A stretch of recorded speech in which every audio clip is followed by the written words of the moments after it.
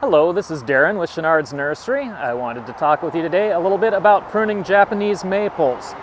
So many plants we like to prune when they're dormant in the winter. Japanese maples are one of the few that do not tolerate that well. They tend to bleed if you prune them winter and spring.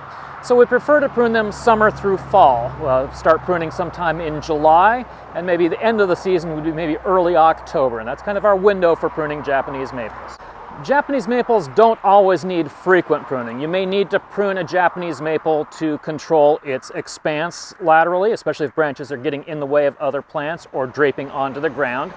Or with upright Japanese maples, you may need to open out some centers or control their overall size.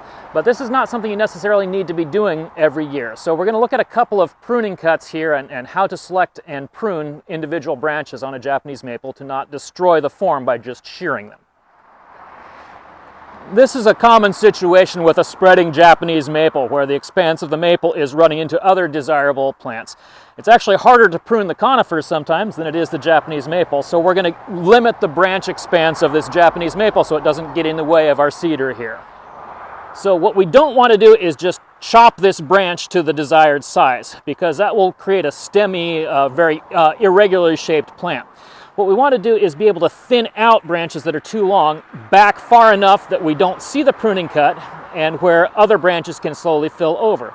In this case, we have a good branch to keep here and a good branch to keep here. We're going to prune the longer branch underneath back to a clean branch point.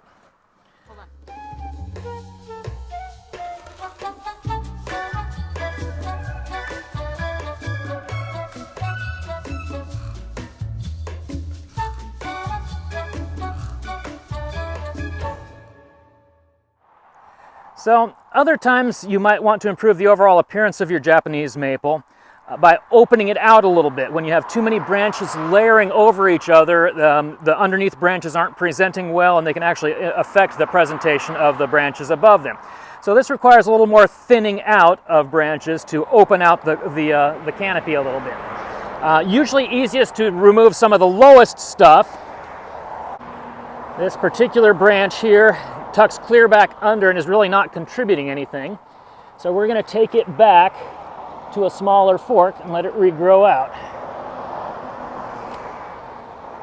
Like that.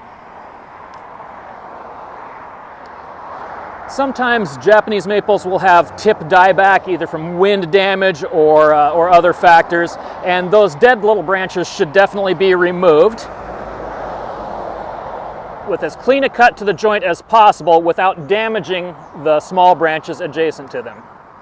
Larger damaged areas may need special evaluation. We might see larger damage from branches rubbing together, or we might see larger damage from fungal cankers or other injuries.